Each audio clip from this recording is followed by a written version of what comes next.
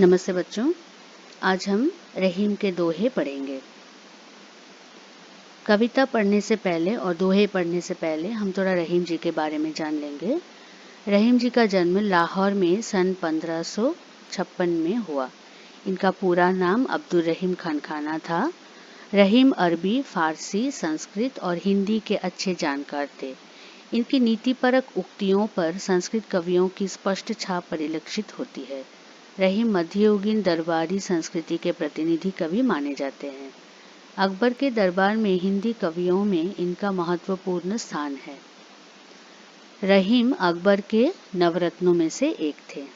Rahim ji was born in Pakistan in Lahore in 1556 and his full name was Abdul Rahim Khan Khana, and he was aware of Arabi, Farsi and Sanskrit language.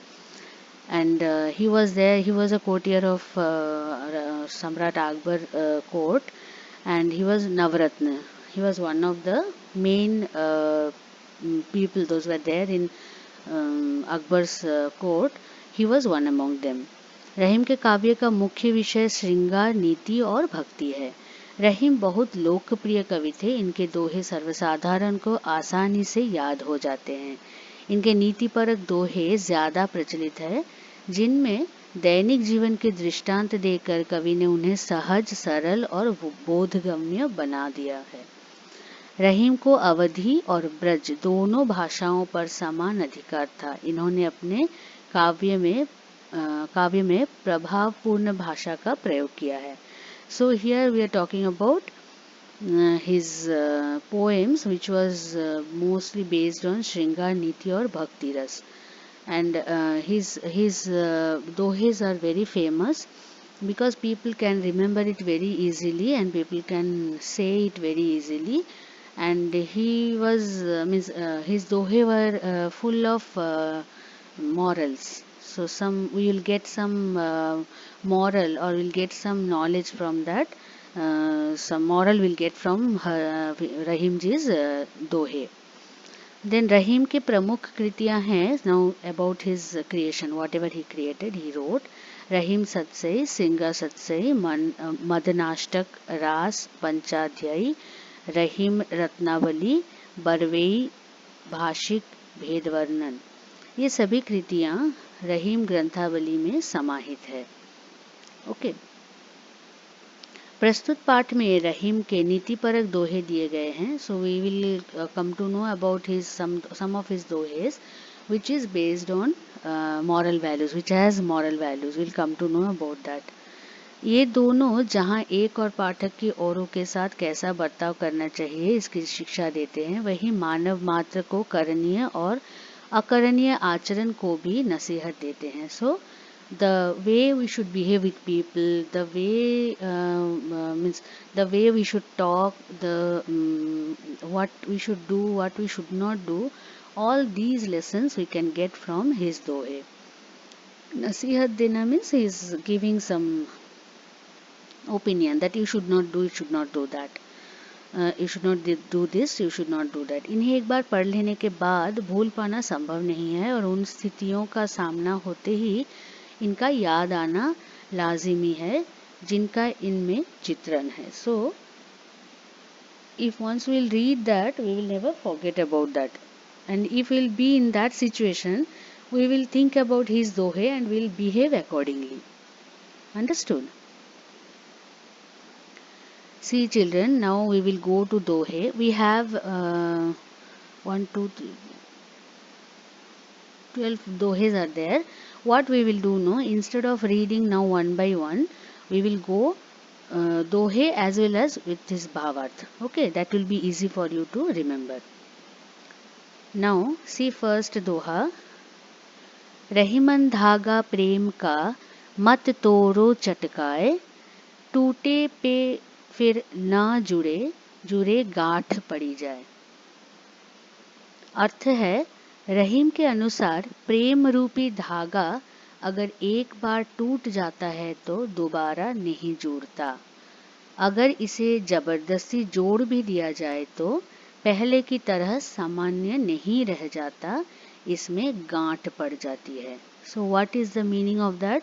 Rahiman Rahiman धागा प्रेम का मत तोड़ो चटकाए। रहीमन के अनुसार, रहीम जी के अनुसार प्रेम रूपी धागा, like he is saying that the bondage between people, between the devotee and God. Prem Rupi Dhaga. Dhaga we know that is thread. So love is like a thread between us and God, us and other people. So it is, अगर एक बार टूट जाता है तो दोबारा नहीं जुड़ता.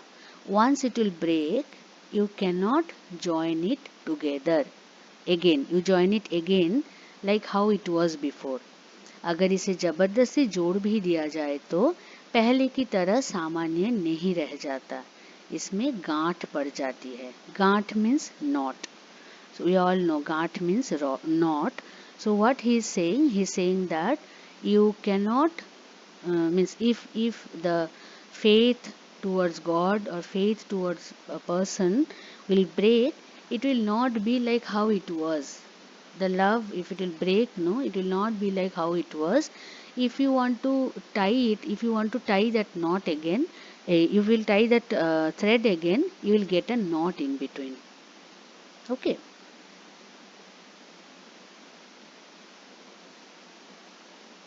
Next one is Rahiman निज मन की बिथा मन ही राखो गोए सुनी इठले हैं लोग सब बांटे न ले हैं कोय. क्या अर्थ है इसका? रहीम कहते हैं कि अपने दुख को मन के भीतर ही रखना चाहिए, क्योंकि उस दुख को कोई बांटता नहीं है, बल्कि लोग उसका मजाक ही उड़ाते हैं. What he is saying, if you have pain, व्यथा means pain, अपने दुख को, बिथा इज व्यथा एक्चुअली. ओके, रहीम कहते हैं कि अपने दुख को मन के भीतर ही रखना चाहिए. If you are sad, you keep your sadness in you, क्योंकि उस दुख को कोई बांटता नहीं है, बल्कि लोग उसका मजाक उड़ाते हैं. Like if you will share your sadness with someone, nobody is here to understand your feelings. Nobody can understand your feelings.